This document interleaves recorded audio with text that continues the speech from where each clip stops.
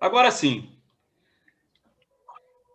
companheiros do calendário litúrgico reformado, vamos agora para mais um mini colóquio, é o terceiro. E agora nós estamos com um convidado, que é o reverendo Eduardo Dutra Machado. Ele é pastor da Igreja Presbiteriana Unida, da Penha, né, Eduardo? Exatamente. E o Eduardo vai trazer para nós a experiência de uma igreja que utiliza o calendário litúrgico nas suas atividades. O reverendo Andrés também, que é o também co-administrador da nossa página do calendário litúrgico, também está conosco.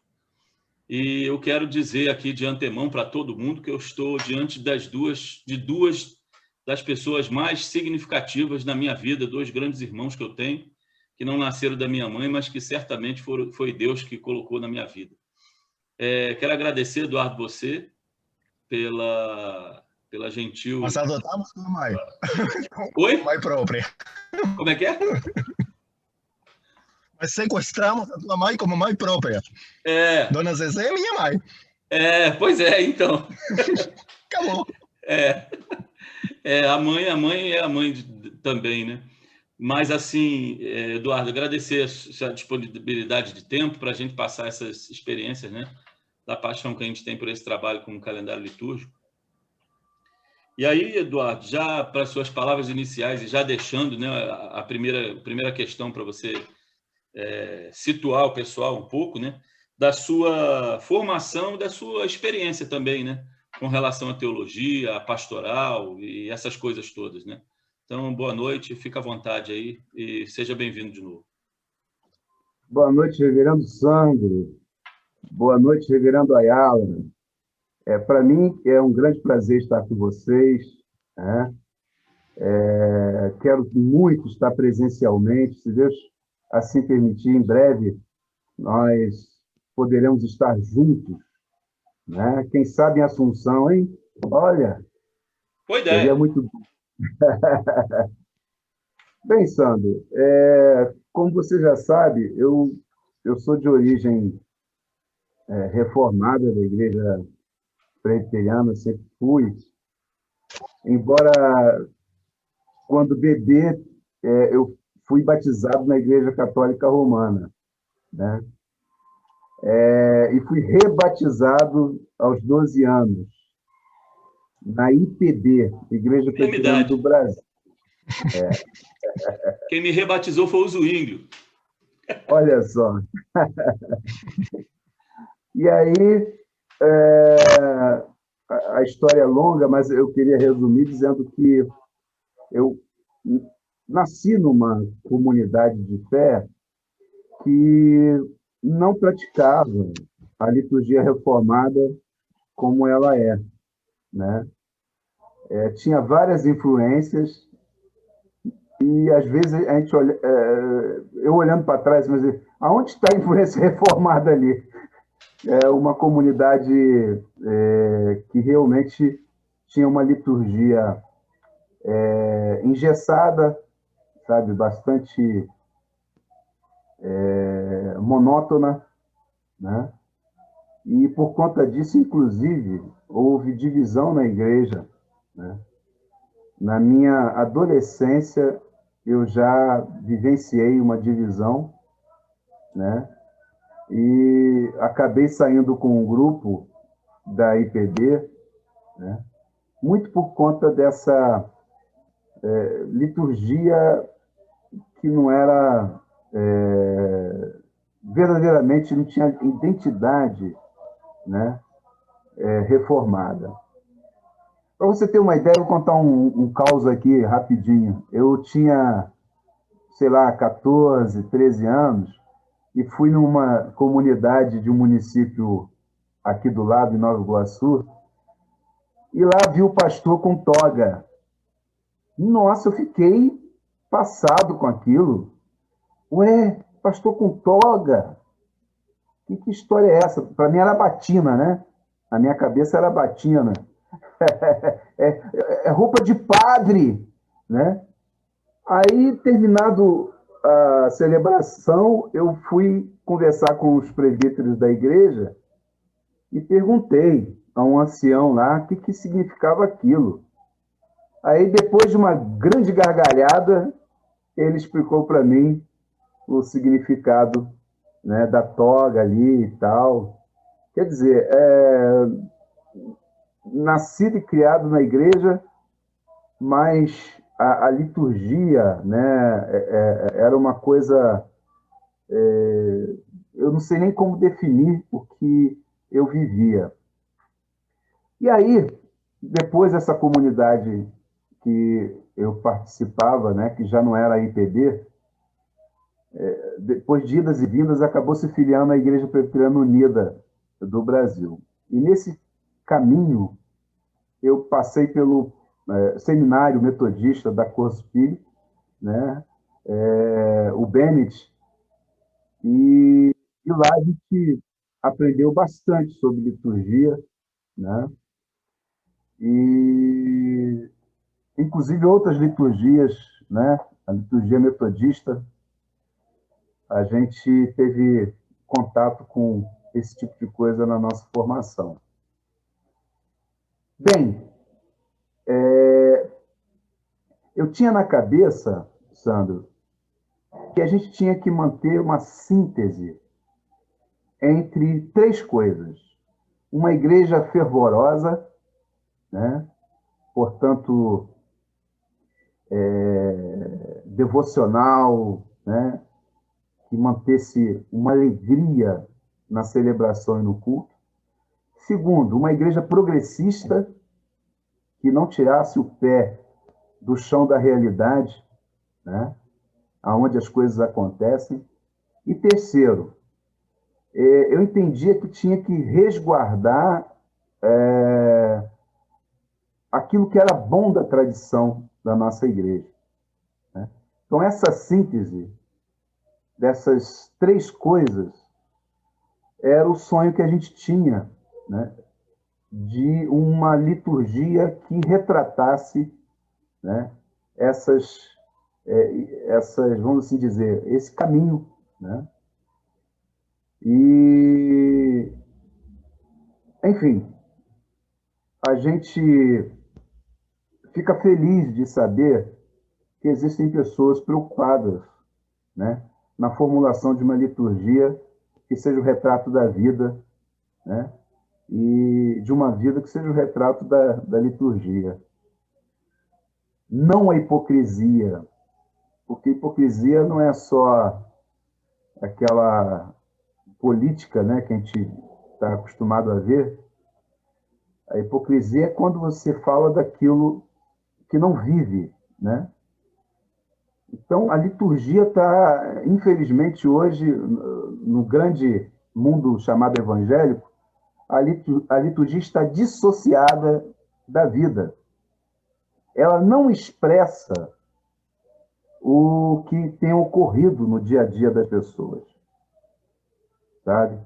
Está se criando um mundo paralelo, um mundo em que a realidade, de fato, está sendo agredida, né?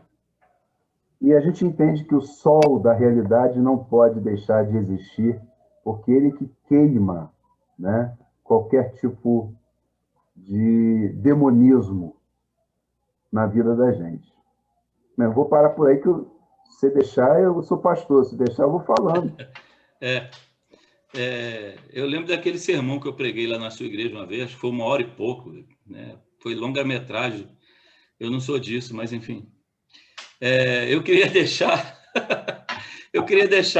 Eduardo, para você, já que você falou dessa questão na igreja, né? E aliás, para o que a gente queria que você falasse mais especificamente, porque eu sei que você trabalha essa questão na sua igreja, com todas as dificuldades que a gente tem, e que você começou dizendo aí, mas você trabalha isso para além de pura e simplesmente escolher um texto para pregar, né? Então, eu queria que você dissesse qual a importância que você vê de utilizar o calendário litúrgico, né, na igreja. Assim, nos trabalhos que você faz na igreja, que importância que você vê para isso? Faz alguma diferença na didática, na pedagogia para a igreja? Como que você pode dizer isso a partir da prática que você tem lá na Igreja da Penha, especificamente, em Queimados? Eu não tenho dúvida que o calendário litúrgico ele é um instrumento poderoso da didática e da pedagogia, né? Com ele, a gente pode... Eu tenho uma equipe litúrgica, né, que a gente trabalha juntos, e aí, nas escolhas dos hinos, né, de como a coisa vai se encaminhando, os textos são digeridos, ruminados durante a semana. O regente, junto com a pianista, né, a própria secretaria da igreja, começa a pensar junto, né, a estrutura da liturgia dominical, e a gente vai engendrando, né, na liturgia aspectos importantes dos textos, né? Então, isso para a gente é muito importante. A liturgia, ela toda é pedagógica, ela toda vai ensinando a gente, né, o texto do domingo, de forma que nós nos tornamos servos da palavra e não a palavra serva nossa. Porque existe aí um aspecto negativo que impera. Quando o sujeito quer falar alguma coisa à comunidade, né, eu estou chamando de sujeito o líder, né? Aquela liderança, ele quer dar uma palavra, um recado a determinado irmão, a determinada irmã, aquela coisa toda, ele pega um texto bíblico, né, e se utiliza do texto bíblico. Com o calendário litúrgico, isso fica mais difícil, né? Essa excrescência, essa iniquidade das pessoas utilizarem o texto bíblico a pretexto de, né? É usar o texto como pretexto, né, que a gente sempre fala. Exatamente. E aí a pessoa, em vez de fazer exegese, ela faz exegese, né? Quer dizer, eu já vi caso da pessoa, às vezes, preparar tema para pregar e depois dizer assim, o tema já está prontinho para o sermão. Eu só preciso encontrar um texto bíblico para encaixar ali. Então, quer dizer, a mensagem não nasceu do texto bíblico, não nasceu da Bíblia, não nasceu da mensagem que vem das Escrituras Sagradas, né? Primeiro ele inventou alguma coisa que vai agradar ali, que vai falar a partir do que veio da cabeça dele, e depois ele escolhe um texto só para justificar aquilo ali. Eu sou radicalmente contra isso daí. Eu também. E aí a gente perde a essência da mensagem, né? A mensagem ela tem que traduzir a vontade de Deus, não a nossa, né, para o dia. E aí, meu irmão, o calendário litúrgico ele é fantástico nesse sentido. E até os convidados, os pastores e pastoras que são convidados para pregar na nossa igreja, de antemão ele já sabe que tem os textos do dia.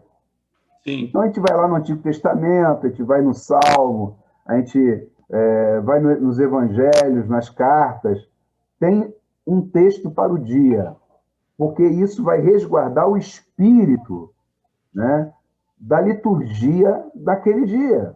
Então, isso para a gente é fantástico. Você se torna servo da palavra e não a palavra fica à sua disposição para você falar as besteiras que você quiser falar. Eu tenho, Eduardo, até testemunho com relação a isso. Até olhei aqui para ver se meu microfone estava ligado. O Andrés parece que caiu e não, eu tentei mandar mensagem para ele aqui e nem recebeu. Pode ser que tenha até acabado a bateria dele. Para quem não percebeu, ele estava no trânsito, ele estava dentro do carro. Ele estava se esforçando para falar com a gente, pegou um grande engarrafamento lá em Assunção. Esse horário lá em Assunção, para quem conhece Assunção, tem uma avenida chamada Mariscal López, né, que fica ali, cruza Assunção, Fernando de la Mora, São Lourenço, chega até Luque, e ela é muito movimentada. E ele falou que estava realmente nesse engarrafamento. Esperamos que ele consiga voltar. Mas, é a nossa enfim... Avenida Brasil, né? Oi? É a nossa Avenida Brasil. É, como se fosse uma Brasil, uma Dutra, uma Washington Luiz, né? É realmente uma avenida desse jeito aí. Só que lá um pouco mais apertado em determinados lugares. Bem, Eduardo, o testemunho que eu tenho a dizer é o seguinte: eu não escolho texto para pregar, eu sempre prego o que tem no calendário litúrgico, né? E assim, claro, eu posso fazer uma variação, eu vou basear o sermão ou no Antigo Testamento, ou no próprio Salmo mesmo, o André está voltando aí, ou no próprio Salmo mesmo, ou numa epístola, né? Seja bem-vindo, Capel, já estive explicando aqui o engarrafamento e a dificuldade, mas que bom, já você mete a sua palavra aí para a gente. Então, Andrés, eu estava dizendo que eu não escolho o texto para pregar e que eu sempre prego do calendário litúrgico. E, por incrível que pareça, aí eu vou dar um testemunho místico mesmo, sabe? Daqueles bem fervorosos. Eduardo, ano passado, na igreja de Mimoso, nós estávamos no período de eleição, né? E estávamos querendo dizer para as pessoas, olha, aceitem as indicações para serem eleitos diáconos e presbíteros e tal. Cara, os textos que eram do dia me levavam a estimular as pessoas. É uma coisa misteriosa, sabe? Deus te ilumina para que a partir daquele texto você tire alguma coisa de Jesus Cristo e fale o que a igreja precisa.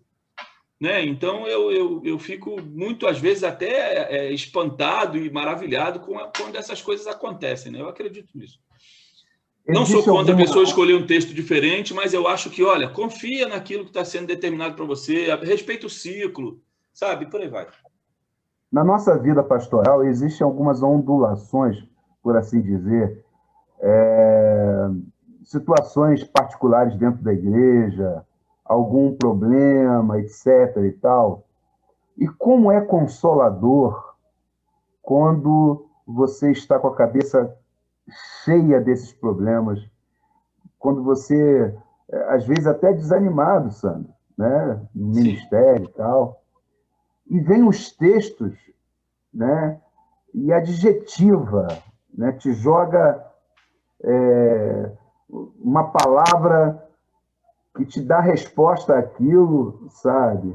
E de maneira espontânea, não tem nada a ver com uma manipulação, né, por parte do pastor, da pastora, né, do texto. Não, o texto que é adjetivo, o texto que joga você na situação e te chama a atenção, né, te exorta, te admoesta, né, te consola. E é muito interessante, importante. Por que isso é importante? Você sabe que não veio de você. Você tem a convicção que não é coisa sua. É o texto que está dizendo para o dia. O Espírito Santo fala com você. O Espírito Santo fala com você a partir do estímulo da palavra, né? Sim, a palavra, ela sempre deriva alguma coisa. Ela sempre te chama para você caminhar no chão, né? No chão da realidade. E ela vai te estimulando enquanto você vai caminhando. E essa palavra vai sendo falada. É aquele vento gostoso, cicio, né? Que te agasalha na caminhada. Ficou meio poético isso, né? Mas a Bíblia, ela tem essa coisa poética, né? A poesia. A Bíblia é invada de poesia, né? É profética, né? Nesse sentido, né? Os peixes. Poesia e profecia como confluentes. E eu queria tomar de uma palavra do reverendo Eduardo, aquele tripé de devoção, engajamento e tradição. Muitos dos que deturpam, discutem e rejeitam a liturgia a ordem litúrgica como uma forma de elitismo espiritual, na verdade estão fazendo o contrário. É o pastor, o líder, a pastora, quem fica dono do espírito, enquanto que a liturgia tradicional, poderíamos chamar, é democrática, porque todos nós somos postos no mesmo nível diante de Deus. Eu às vezes sou um pouco, o meu humor não sempre é bem entendido, mas na base da dogmática da reforma, tem aquele aspecto do pecado e da depravação total, né? Mas, na verdade, isso, mesmo que seja ruim para a nossa conduta, para a nossa vida, para os nossos valores, também tem um aspecto positivo, é que todos nós estamos na condição humana. E muitas vezes nós esquecemos disso na igreja. Esquecemos que todos nós precisamos da devoção, da dependência de Deus. Todos nós precisamos do engajamento com a realidade, que é a voz profética da igreja e de cada um de nós como cristãos e cristãos. Todos nós precisamos da tradição para sabermos parte de um povo que não caminha só. E daí vem aquele velho forró. Deus canta para todos nós. Você não vale nada, mas eu gosto de você. O amor de Deus. Se não tem na Bíblia, deveria ter. Pois é. Nós muitas vezes mal interpretamos aquilo do pecado, da separação de Deus, como uma coisa que está na nossa responsabilidade de tirar. E a liturgia, com a palavra objetiva, a liturgia com a participação democrática de toda a comunidade de fé, nos lembra que não é a nossa inteligência, não é a nossa força, não é a nossa habilidade, não é a nossa moralidade, mas o amor de Deus que nos congrega e nos transforma. É isso. E eu acho que a Eucaristia, ela um pouco resume tudo isso que você acabou de falar, né? É a celebração da ausência, né? E, ao mesmo tempo, a alegria da presença. E essas coisas vão dialogando uma com a outra, né? Me arrepiei aqui. Segura aí. Opa, me arrepiei. Outra coisa importante que eu estava lendo aí um comentário do reverendo Sandro no nosso grupo particular, e eu também concordo plenamente com o que ele acabou de dizer há pouco no nosso grupo, de que a importância da ancestralidade, né? Em Moçambique, o pessoal lá enterra os seus parentes no quintal da casa, né? Eles têm aquela coisa meio que o parente tem que ficar junto, senão aquela coisa, vamos dizer assim, popular, né? Ele não vai gostar de ser retirado do seio da família, mesmo morto. Exatamente. Mas isso é fruto de uma coisa bem sólida e maior da historicidade dos africanos, que é a questão da ancestralidade, que sobrepõe, inclusive, as religiões que lá estão. Então, o sujeito é islâmico, mas ele tem um pé na ancestralidade. O sujeito é cristão, mas ele tem um pé na ancestralidade. Eles têm isso muito forte, um respeito profundo pelos irmãos e irmãs que já se foram desse plano. E aí, quando a gente trabalha a liturgia, né, como fruto da história de salvação, né? Ela representa a história de salvação. E essa história da salvação passa pela nossa história, pela história do nosso povo, e de que você entende que a liturgia ela é realmente a fotografia, né, do passado, do presente, e é uma fotografia que a gente está vendo do futuro, né? Você vai perceber que nada é frio, nada na liturgia é mecânico, porque essa é a acusação leviana que se faz da liturgia, né? Dizem que então, é só um ritual, né? Eu costumo dizer que aquele papel que a gente escreve, né, o programa e tal, aquilo ali pega fogo, né, diante da experiência devocional, diante do sentido que a gente coloca nas coisas. Aquele é um programa litúrgico, né, Eduardo? A liturgia é o que acontece de fato. Sim. Porque na hora, inclusive, pode até ser mudado. Uma coisa pode ser retirada, pode ser aumentada. Exatamente. E isso acontece, hein? Aquilo é o roteiro, acontece muito. O pessoal da Penha é tão ligado, né? Assim, pastor, você esqueceu desse hino aqui. Não, irmão, não esqueci, não. Eu deixei ele passar mesmo. Tirei mesmo, né? Tava na... não... Quero ir embora mais cedo. Não dava para cantar aquele hino na... Aconteceu. Então, essas coisas são importantes. Existe um aspecto negativo em quem não segue um programa litúrgico. Bem negativo. Dentre os aspectos negativos, eu quero... Além desse que o Andrés falou, né? Alguém vai ter que ficar responsável por fazer uma não liturgia. E fazendo uma não liturgia, ele faz uma liturgia da cabeça dele, e não uma liturgia que já é organizada para a igreja, não só a sua denominação, mas organizada pelos cristãos há séculos. Exatamente. Nós estamos em sintonia. Que eu estava falando há pouco, né? Isso. Além disso, que foi muito bem colocado pelo reverendo Andrés, tem uma questão que é a seguinte: você quer inovar, você quer dizer que é algo novo, etc., aquela coisa toda, aí você vai formulando, né? Você vai formulando. Eu brinco muito, Andrés, não sei se aí é assim também. Alguns irmãozinhos fazem assim: eu quero saudar os irmãos com a paz do Senhor, eu quero dizer que eu estou feliz com Jesus Cristo, porque ele me tirou do tremedal do pecado, hoje eu me encontro como uma nova criatura, é o chamado testemunho. É a mistura de tristeza com testemunho, né? Não bebo, não falo palavrão, não vou para a praia.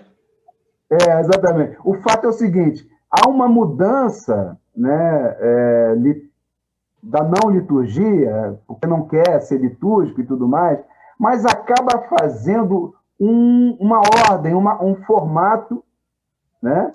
E essa coisa tende a engessar, tende a ficar mecânica, é muito rígido. Entendeu? E não tem nada de espírito ali.